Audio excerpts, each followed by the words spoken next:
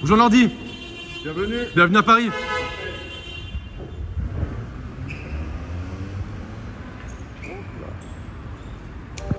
L'équipe, j'espère que vous allez bien. Aujourd'hui on se retrouve pour aborder l'actualité des dernières rumeurs de transfert et de 3 pour le Paris Saint-Germain. Nordi Mokele était présent à la Factory ce jour pour passer sa visite médicale et signer son contrat. Tout devrait s'accélérer dans les prochains jours, sachant que la tournée au Japon vient de se terminer. Je vais pas en dire plus. Au passage, un mot sur le Barça. Le club espagnol s'apprête à enregistrer une grosse arrivée défensive. Et alors une question me taraude, un peu comme Nagelsmann dernièrement. Comment tu peux avoir autant de dettes et débourser autant d'argent ?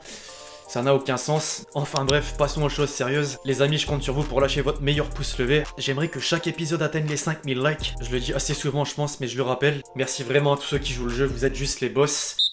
On entre dans le vif du sujet désormais, l'équipe en France pour commencer aujourd'hui avec le Paris Saint-Germain. La troisième recrue de l'été arrive. Quelques heures après ses adieux à Leipzig, Nordi Mokele s'est engagé dans la capitale française jusqu'en 2027. Hakimi avait besoin de concurrence et dans cette optique, les dirigeants parisiens ont accéléré les négociations au cours de ces derniers jours pour boucler le transfert à hauteur de 12 millions d'euros. C'est pas tout, figurez-vous. Christophe Galtier a récemment déclaré que plusieurs arrivées sont susceptibles d'être enregistrées au retour de la tournée au Japon. Je cite, le club travaille pour améliorer l'effectif, on va prendre l'avion, faire un trajet de 12 heures, on va dormir et quand on atterrira, on aura peut-être 1 ou 2, voire 3, 4 ou 5 joueurs de plus. On verra ce qui va se dérouler cette semaine. Le prochain nom sur la liste pourrait s'intituler Renato Sanchez.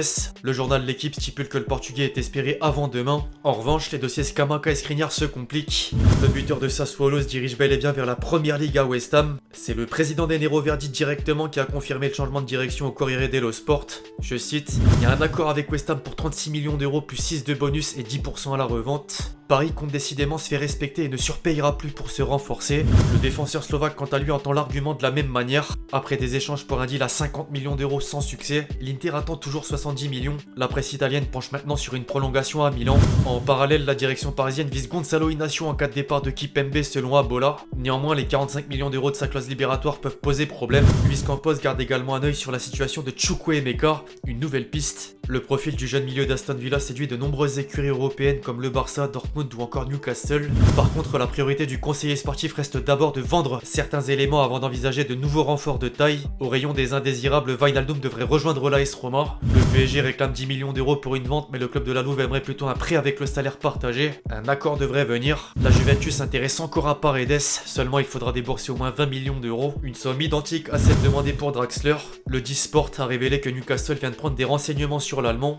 Idem d'ailleurs pour Nice avec Kurzawa, il ferait partie d'une shortlist. Le Borussia Dortmund pense à Icardi pour pallier l'absence à durée indéterminée de Sébastien Haller.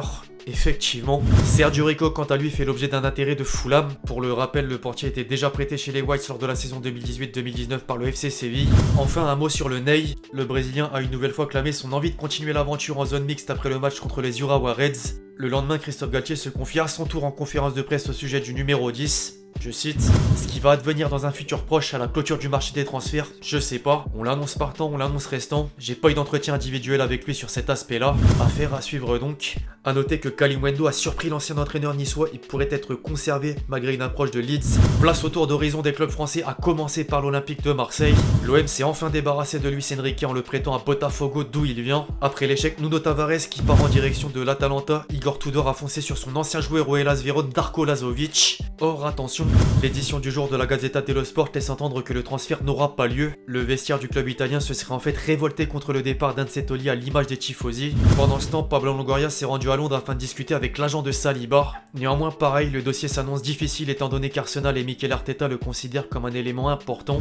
Sur le terrain, des rumeurs à présent, 2 grands noms sont apparus. Un média marocain a évoqué des discussions avec Seko Fofana, même silence sera exigeant, puis Alexis Sanchez. Une source chilienne avançait le début des négociations pour l'attaquant poussé vers la sortie avant qu'RMC Sport ne démente. Un joueur libre de tout contrat se verrait bien revenir en Ligue 1 et la Côte d'Azur a des vues.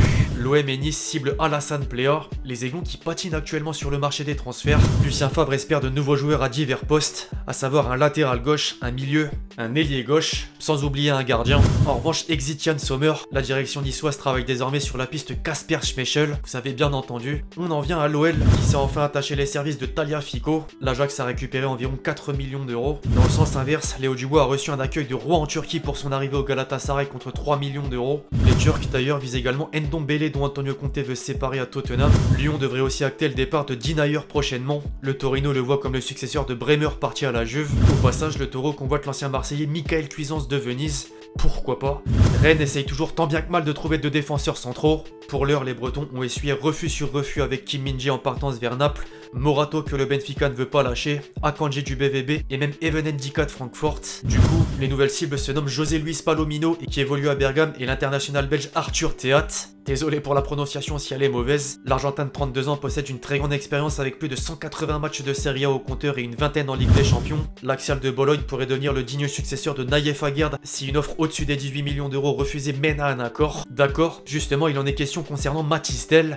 Il était temps, les Rennais se sont entendus avec le Bayern pour un transfert estimé à 20 millions d'euros plus 8 millions et demi de bonus. Les Bavarois se montrent plus qu'ambitieux dans ce mercato estival et c'est peut-être pas fini. Les contacts continuent à propos de Konrad Laimer. Ce serait une sacrée pioche. Outre-Manche, dorénavant, le doute plane à Manchester United au sujet de Ronaldo. Encore lui. Les quotidiens anglais ont dévoilé que la star a voyagé aujourd'hui afin de s'entretenir avec Eric Ten Hag. L'un veut simplement quitter Old Trafford tandis que l'autre espère l'avoir dans son effectif pour la saison prochaine. Ce week-end, ces mêmes tabloïds nous apprenaient que la direction mancunienne se dit désormais partant à établir un prix pour qu'il puisse rejoindre un club qualifié ancien puis revenir dans un an. L'Atlético Madrid semble être la destination la plus probable. D'ailleurs, le Times a révélé une véritable bombe. Les colchoneros auraient essayé d'envoyer Griezmann au PSG pour se délester de son salaire pour pouvoir ensuite enregistrer la venue de CR7. Une proposition évidemment repoussée. Libre comme l'air depuis sa non-prolongation chez les Red Devils, Cavani devrait retrouver Unai Emery à Villarreal. Le sous-marin jaune tient un accord mais devra d'abord vendre Paco Alcacer. En Catalogne, le Barça a finalement devancé Chelsea pour Jules Koundé. Séville demandait 50 millions d'euros et les Blaugrana se sont alignés sur cette somme, ou un montant proche, du moins. Xavi aurait également posé ses conditions à Frenkie de Jong s'il veut rester. Le journal madrilène AS rapporte que le néerlandais doit faire un effort et diviser son salaire par 2. En parallèle, le président Laporta parlait de Messi au micro de SPN, pas pour n'importe quelle raison. Je cite, « Je pense et j'espère même que l'histoire de Léo Messi avec Barcelone n'est pas encore terminée. Elle est toujours ouverte. C'est notre responsabilité de faire en sorte qu'elle ait une fin plus belle qu'elle ne l'a été. » Fin de citation. Attention, attention, attention à toutes ces paroles qui au fin du compte peuvent devenir réelles. Puis c'est officiel, Moussa Vagué va tenter de se relancer en Croatie. Le joueur prêté à Nice en 2020 s'engage au HNK Gorica, ou Gorica, ça dépend de la prononciation. Le recordman de trophées Dani Alves rejoint les Pumas au Mexique librement. José Calderón rentre en Espagne, et plus particulièrement à Grenade. C'était pressenti et le voilà Gunner. Arsenal a signé Zinchenko en provenance de Manchester City contre 37 millions d'euros. Une belle somme finalement. Nottingham Forest s'est offert Jesse Lingard. Le copain de Pogba débarque libre chez le promu. L'Ajax a dû payer près de 27 millions d'euros aux Rangers pour s'attacher les services de Calvin Bassey. Le Glasgow, justement, met la main sur Ben Davies, le défenseur que Liverpool avait acheté en panic buy au mois de janvier 2021. En rejoignant Southampton, Sekou Mara permet à Bordeaux de récupérer un beau chèque de 11 millions d'euros. Le FC Nantes a misé sur Mostafa Mohamed pour essayer de faire oublier Kolo Muani. Les Canaries ont négocié un prix avec le Galatasaray. De la même manière, Mayence laisse filer Pierre Gabriel à Strasbourg. Le Stade Brestois enregistre la venue de Tizev contre près de 2 millions d'euros. Des nouvelles de Luis Gustavo. Tiens, l'ancien Marseillais suit les traces de Rudy Garcia à son tour en Arabie Saoudite. Le plus gros transfert de l'histoire de Wolverhampton pour 40 millions d'euros il y a 2 ans, Fabio Silva a rejoint Anderlecht. Enfin en Turquie, Alanyaspor accueille dans ses rangs Zinedine Ferhat, l'international algérien. Bref, l'équipe c'est tout pour cette vidéo sur l'actualité des dernières rumeurs de transfert. J'espère que vous l'avez kiffé, je compte sur vous si c'est le cas pour lâcher votre meilleur pouce levé. Donnez-moi vos avis justement sur tout ce qu'on a pu aborder aujourd'hui. D'ici là on se retrouve très vite sur la chaîne pour de nouvelles vidéos, c'était LexG. Ciao ciao.